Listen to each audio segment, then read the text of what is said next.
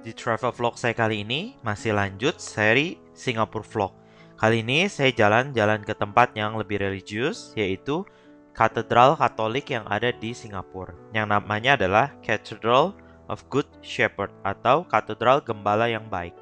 Ini beberapa foto yang saya sajikan, di antaranya ini area panti imam ya, yang ada altar dan salib Tuhan Yesus. Saya ambil foto di depan sini. Lokasi dari katedral ini ada di seberang dari area tempat syuting The Crazy Rich Asian. Gereja ini merupakan gereja Katolik tertua yang ada di Singapura. Bentuknya terlihat kokoh ya dengan pilar-pilar seperti khas arsitektur Romawi. Nanti kita akan masuk ke dalam. Gereja ini didirikan pada tahun 1847. Udah lebih dari 160 tahun ya. Dan masih berdiri kokoh setelah direnovasi.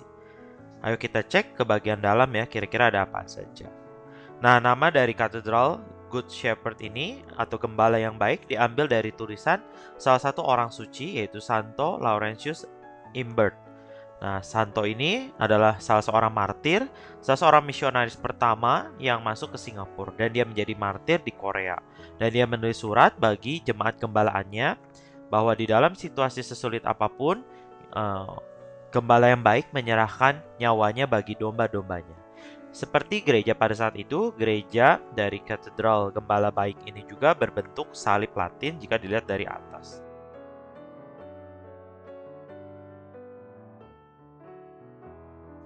Ketika saya berkunjung ke sana, kalau tidak salah itu adalah hari Sabtu, sekitar pukul 10 atau 11 siang, dan baru saja dilangsungkan acara pernikahan di sini. Berdasarkan informasi dari website resmi katedral ini, arsitektur gereja ini adalah penggabungan dari dua gereja di London di Inggris, yaitu St. Paul Convent Garden dan St. Martin in the Field. Seperti teman-teman ketahui bahwa Singapura merupakan koloni Inggris, jadi sedikit banyak arsitektur, bangunan-bangunan, sistem pemerintahan, tata peribadatan, agama, budaya yang ada di Singapura dipengaruhi oleh budaya dari Inggris. Di bagian luar ada patung Santo Paus Yohanes Paulus II. Nah, ini adalah paus sebelum Paus Fransiskus yang sekarang ini dan sudah diangkat statusnya menjadi santo. Nah, saya berkesempatan untuk mengambil foto di depan patung ini. Nah, di samping patung Santo Yohanes Paulus II ada penanda Taman Getsemani, Garden of Getsemani. Ketika Yesus berdoa menunggu ditangkap oleh serdadu Romawi dan nanti akhirnya disalibkan di Bukit Golgota. Jadi ini mengingatkan sebagai taman doa ketika Yesus meminta murid-muridnya untuk berjaga bersama dia dalam sakaratul maut.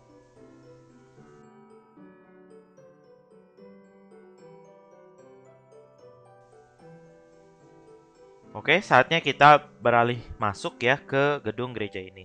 Dari pintu utama, di bagian atas pintu utama masuk gereja, ada patung Tuhan Yesus, gembala yang baik. Ada di atas pintu masuk, terlihat dari simbol dia menggendong seekor domba dan membawa tongkat sebagai gembala. Itu dikisahkan di dalam Injil ya, bahwa Yesus adalah sang gembala yang baik, yang rela menyerahkan nyawanya bagi domba-dombanya, yaitu semua murid-muridnya Tuhan, dan menebus dosa-dosa kita di kayu salib.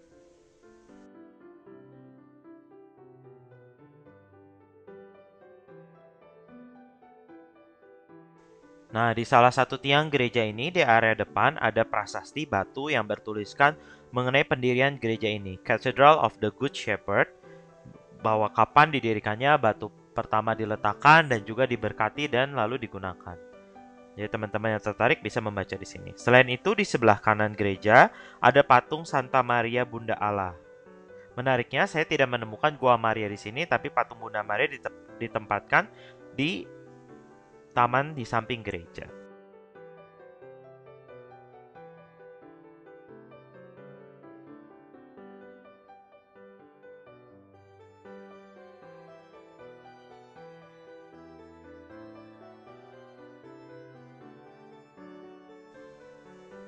Nah, ini adalah tempat ketika kita masuk dari area pintu masuk utama, masuk ke dalam interior dari gereja. Terlihat di atas ada kipas, ada langit-langit yang indah ya dengan ornamen, desain, dan juga lampu-lampu gantung yang indah. Ketika itu baru selesai digunakan, jadi lampunya masih menyala, sangat hangat, lampunya warna kuning. Lalu kita maju ke dalam, ke area panti imamnya, di mana terdapat tabernakel, jadi kita harus hormat di situ karena bertahta hosti, yaitu yang merupakan tubuh Kristus yang jika telah dikonsekrasi. Nah, di depan ada area altar, ada pembatasnya juga, dan nanti di kiri kanannya juga ada patung-patung dan ada relikwi dari orang suci.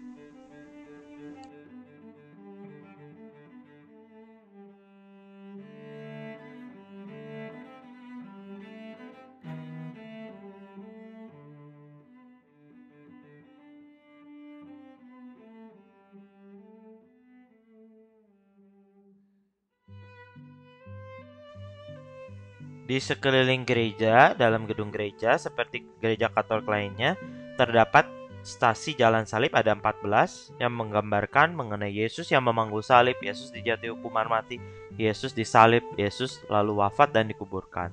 Nah, di bagian belakang tadi, jika teman-teman perhatikan, ada organ alat musik yang digunakan untuk ibadah misa di gereja, yaitu organ pipa. Nah, di sini ada mimbar yang berwarna putih tempat dibacakannya bacaan. Nah, di situ ada kursi uskup. Seperti teman-teman ketahui bahwa katedral diambil nama katedra, yaitu tempat bertahtanya uskup. Nah, di sini ada patung Santa Maria yang menggendong bayi Yesus, yaitu Santa Maria, Mother of Good Counsel.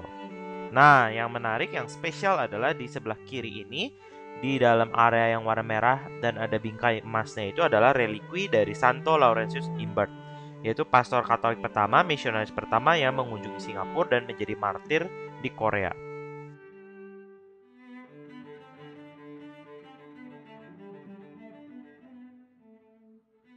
Nah, di dalam gedung gereja juga terdapat batu prasasti tablet peringatan John Connolly. Ini adalah salah satu pendiri atau juga donatur utama dari didirikannya pertama kali gereja katedral di Singapura.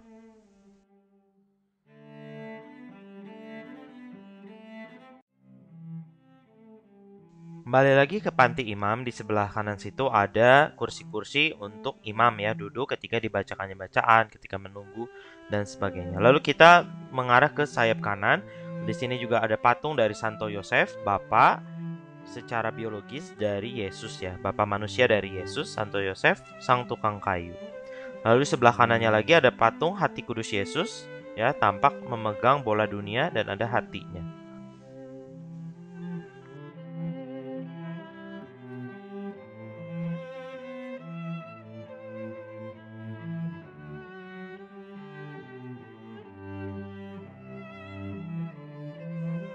Nah, jika dilihat jendela-jendelanya bulat melengkung di atasnya dan tinggi besar ya. Dan juga ada berbagai kaca patri warna di atasnya. Ini ada 2 kursi di depan menunjukkan bahwa bekas digunakan untuk sakramen perkawinan. Di bagian atas di belakang terdapat organ pipa besar ya. Saya nggak tahu ini masih bisa dipakai atau enggak. Dan tangga melingkar ada 2 di kiri dan kanan pintu masuk gereja untuk menuju ke lantai 2. Ini adalah stasi dari Jalan Salib dan ini bisa ada juga pintu masuk dari arah samping. Ayo kita lihat di area belakang, di dekat pintu masuk, di dekat tangga tersebut ada patung santo atau santa siapa.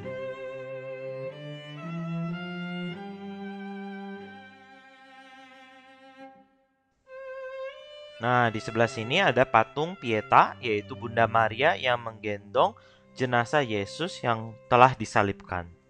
Ini menggambarkan bagaimana kesedihan yang dirasakan oleh seorang ibu ketika anaknya meninggal disalib.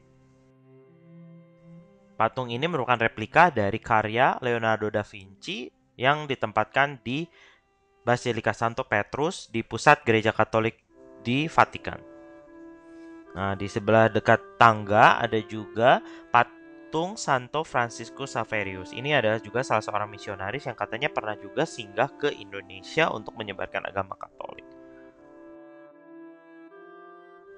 Nah, di sebelah satunya, sisi satunya ada patung Santo Antonius yang menggendong anak-anak Yesus. Biasanya orang-orang yang kehilangan suatu barang, kehilangan sesuatu, berdoa kepada Santo Antonius untuk membantu mencari barang yang hilang tersebut. Nah, di bagian bawah di lantai, di keramik lantai ketika masuk ada tulisan, "Gembala yang baik menyerahkan nyawanya bagi domba-dombanya." Ini adalah salah satu kutipan yang ada juga di Injil. Kata-kata Yesus mengenai dirinya sendiri bahwa dia rela menyerahkan nyawa mati untuk menebus dosa-dosa manusia di kayu salib. Ini juga kata-kata yang dikutip oleh Santo Laurentius Imbert yang merupakan pastor pertama yang masuk ke Singapura. Nah, keluar dari gereja, di area kanan ada Heritage Gallery, galeri warisan katedral di samping gereja. Semacam museum kecil lah ya, kalau saya bisa simpulkan. Ayo kita cek di dalam ada apa saja. Nah, galeri ini dibuka setiap hari dari jam 10 pagi sampai dengan jam 10 malam.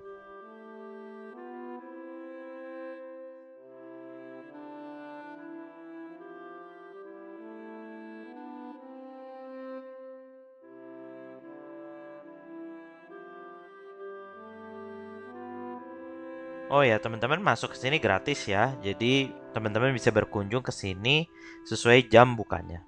Ayo kita lihat di bagian dalam ada apa saja.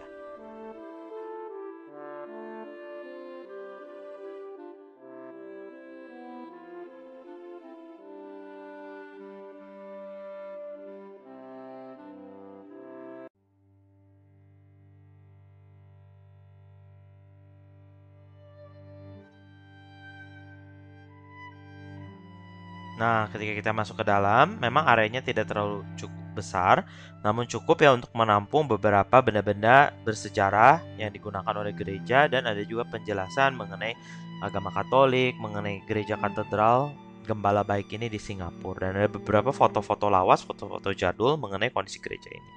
Nah, ini ada alat yang menarik, ada embosser ya. Seperti teman-teman ketahui, zaman dulu tuh ada cap, tapi capnya tuh timbul, ya, emboss. Alatnya itu embosser. Ini ada peti kotak kecil yang dipakai untuk membawa relikwi Santo Laurentius Imbert yang tadi kita lihat ada ditahtakan di dalam gereja Cathedral of Good Shepherd. Ini ada foto dari Lawrence Imbert. Nah, ini adalah kursi. Kursi ini adalah kursi yang digunakan oleh Paus ya ketika berkunjung ke Singapura, yaitu benda-benda yang dipakai oleh Santo Yohanes Paulus II, Paus yang berkunjung ke Singapura kala itu. Ada juga bejana dan sebagainya.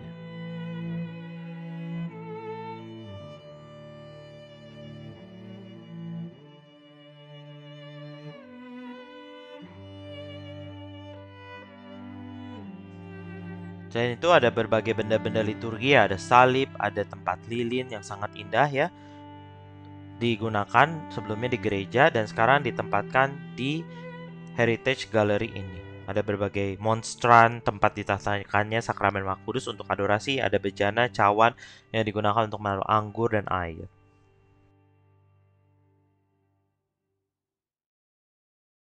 Selain itu ada juga pakaian liturgi yang ini warna merah yang digunakan oleh imam ketika menyelenggarakan misa.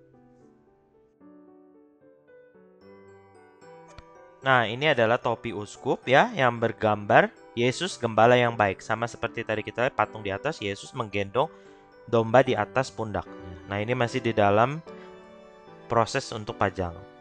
Nah, ini ada yang spesial lagi, ada batu besar yang ada tanda salibnya. Ini ada batu fondasi yang digunakan untuk membangun gereja katedral Good Shepherd pada tahun 1843. Di sini juga tersedia koin-koin kuno yang digunakan untuk berdagang ketika saat itu. Ketika kita ketahui, yaitu di Singapura ada orang dari Inggris, Belanda, Prancis, Portugis, singgah juga ke Singapura.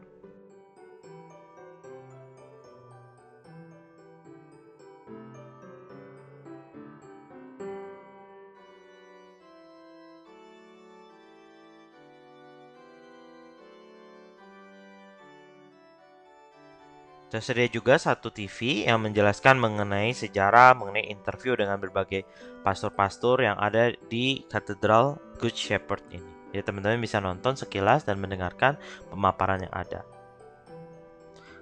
Oke, sekian jalan-jalan di Cathedral of Good Shepherd ya di Singapura. Teman-teman yang tertarik untuk mengunjungi sejarah, mengunjungi tentang bagaimana agama Katolik ada di Singapura, bisa berkunjung ke gereja ini. Saya tidak memfilmkan, ada juga saya masuk ke Kapel Adorasi Abadi yang ada di basement di dekat Heritage Gallery. Nah, teman-teman yang mau mengikuti berdoa di hadapan sakramen Maha Kudus bisa masuk ke situ. Oke, kita lanjut ke gereja lain. Ini adalah Saint Joseph's Church di Victoria Street. Saya datang hari Minggu ke sini untuk mengikuti misa. Nah, berbeda dengan tadi Cathedral of Good Shepherd, bentuknya melengkung. Kalau ini bentuknya runcing ke atas, yaitu seperti neogotik ya. Nah, di hadapannya di altar itu ada patung Santo Yosef dikelilingi 2 malaikat dan berbagai lilin di dekat altar. Nah, yang membuat unik lagi di gereja ini, di setiap pilar-pilarnya itu ada berbagai patung Santo Santa ya yang dihormati, sehingga kita bisa mengenal, mempelajari kehidupan mereka sambil berdoa misa di gereja ini. Ada patung Santo Paulus. Ada juga patung Santa Teresa dan Santo Antonius. Nah, teman-teman yang mengenai figur Santo Santa, ada juga patung Santo Agustinus. Nah, bisa melihat berbagai patung di sini. Misa yang saya ikuti saat itu dilangsungkan menggunakan bahasa Inggris ya. Semua umat juga ikut misa dengan khidmat, dan juga saya mengenai berbagai kata-kata, berbagai nyanyian yang digunakan sama ya seperti yang digunakan di Indonesia.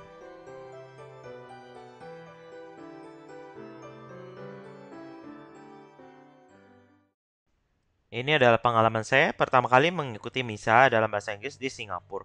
Cukup menyenangkan, semua teratur dan semua familiar ya. Bagi teman-teman yang tertarik juga bisa coba ya untuk mengikuti misa di sini.